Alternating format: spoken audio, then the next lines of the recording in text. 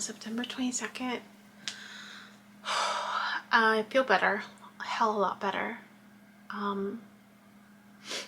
In terms of like the little funk that I was in. And I think a big piece of it too is that I keep blaming a period, but I think I've mentioned I don't usually get very emotional.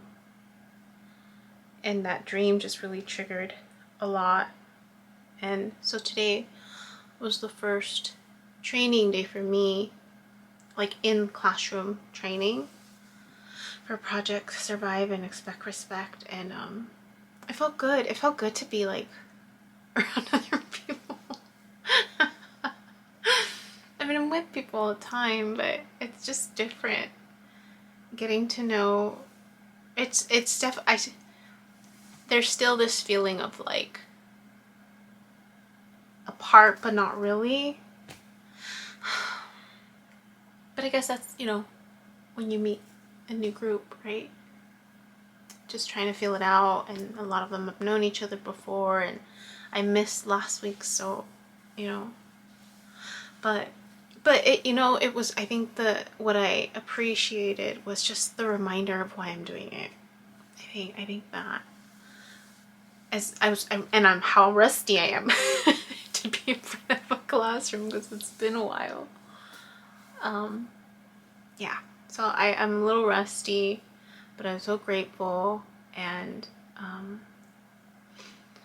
looking forward to next week. I already have a presentation booked on Tuesday evening, but it's in a classroom, so I'm a little nervous about that. Cause, yeah, so I have a lot to do, and it's definitely gonna pick up a lot more.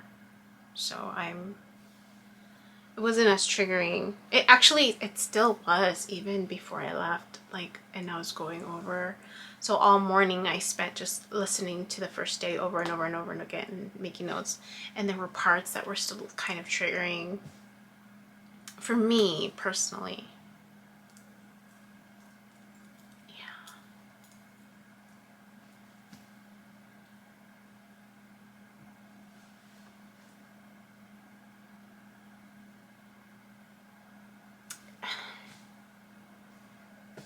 It's just triggering.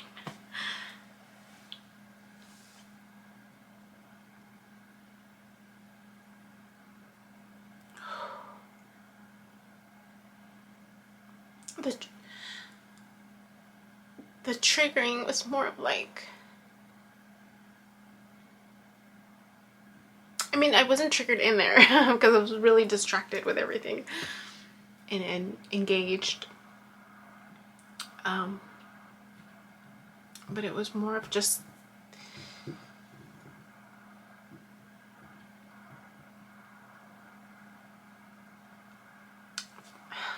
thinking about the other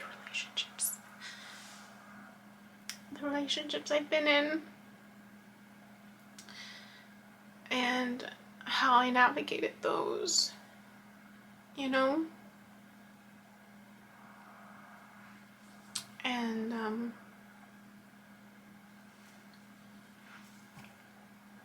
even just realizing, like, having done the work that I've done before, right?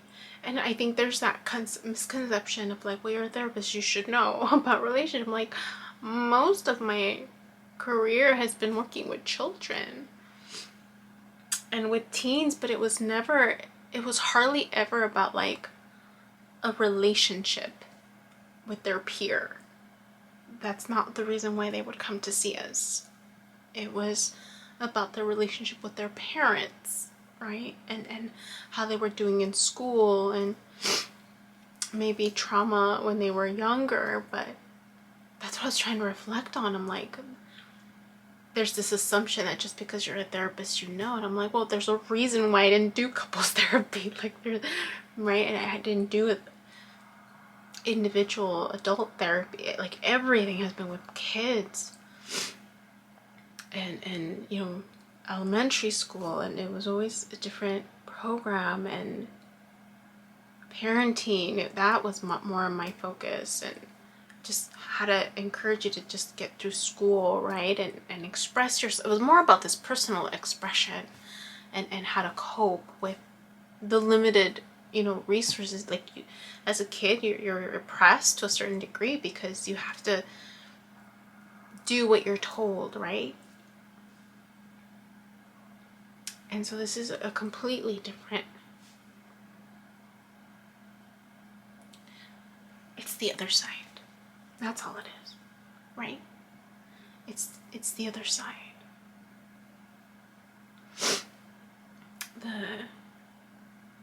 It's just the other side. So, yeah.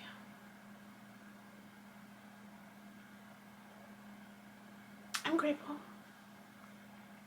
I'm grateful for the experience. For the practice, I think. To keep getting better at it, Which is setting limits and boundaries for myself and communication and just getting all that. Yeah. So it's good. It's definitely going to keep me busy.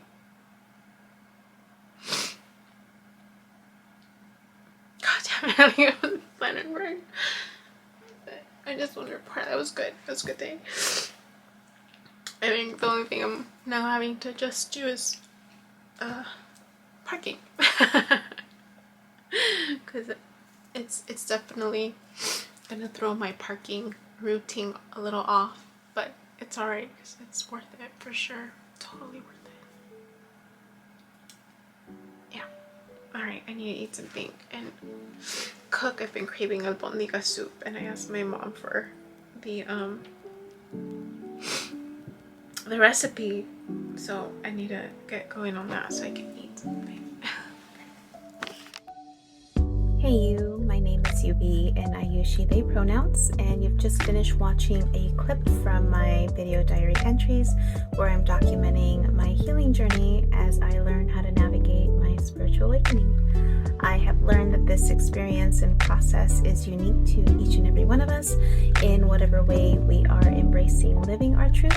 This just happens to be my journey.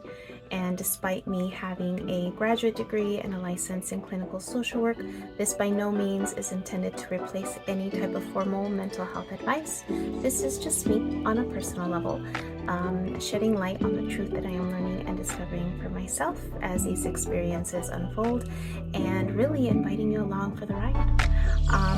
Please know that there is a time gap between when these videos post and my real timeline, and also that these clips build upon each other similar to chapters in a book. So if you find yourself lost or confused, feel free to click on the playlist section or the link below, where you can jump around, check out the other chapters, and or catch up. Also, please know that you're more than welcome to check out my website, www.youbecominghealed.com, where I've gathered all of this information, my background experience and education, to create online self-paced courses to help you on your healing journey wherever you are. You're also more than welcome to check out my other YouTube channel at You Becoming Healed, where I've entertained a podcast including clips from these courses so that I can make this content accessible to more and more people. Please click like, subscribe, and share this content so again it reaches more people, with the hopes that other people will resonate and connect with the healing journey and the stories shared so that they don't feel alone in their own process. I thank you in advance. I'm grateful to you, and I wish you well.